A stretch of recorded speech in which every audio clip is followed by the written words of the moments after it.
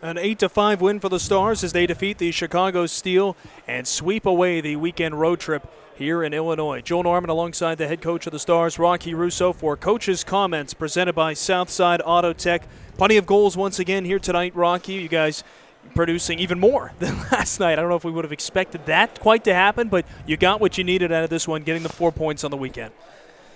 Yeah, I mean, offensively, we obviously did a lot of good things. The power play was certainly clicking. You know, we scored 15 goals this weekend. Yeah. That's a lot of goals, but it's a little bit easier to do when you play against a team. Am I there? There we go. Cutting in and out a little bit. I'm sorry. When you're playing against a team that is a little bit reckless and wants to create offense as desperately as they do, you're going to have your chances in transition. And unfortunately today we chose to try to play like them at times, and that's certainly not beneficial for us. But, at the end of the day, we're able to kind of refocus and get the job done in the third. An unbelievable effort from the power play in particular. 7 goals this weekend. Every chance you had a power play, you scored. Just what was the biggest key to success finding the back of the net on the man advantage? Extending our offensive possessions. If you go back and you watch the power plays, we were able to extend our offensive possession many, many times. We were able to touch it first. Our perimeter relief was really good. We were able to change sides and continue to own the offensive zone. And then we were crashing the net. We were funneling pucks in the net. We were crashing the net. We were getting those second and third chances. And, when you work that hard with a man up, you're going to get your chances, and the guys were able to finish them. Gio DeJulian with 3 goals tonight. Boy, he just seems like he is, that shot from the left wing circle is coming patented. He needs to copyright that the way he's sinking them there. You know what? It's what we expected from Gio. Oh, there, I can hear myself again. It's what we expected from Gio this year.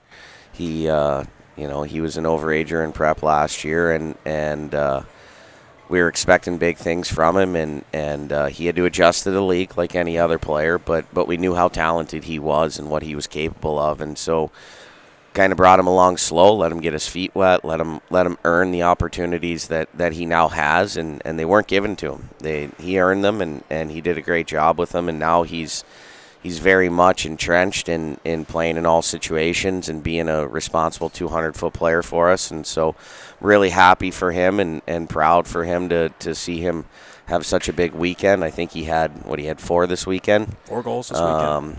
I would suspect he's probably in contention, but who knows? I know Riker Lee had a pretty big night last night, so we'll see. But even if he doesn't get the nod for Player of the Week, he certainly is well deserving of it. Great effort from him. Dashiell Oliver with 2. Every game that he's recorded a point in this season, you guys have won.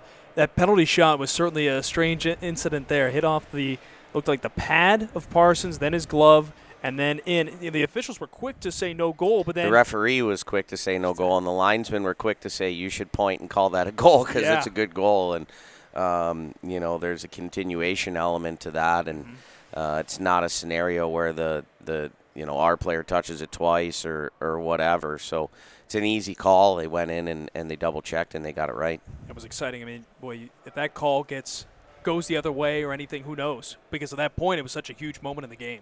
Yeah, I mean, obviously we made ourselves quite a mess today. Is the nicest way to put it. And I can't sit up here and heart process all the time and then overlook the process just because we won the game.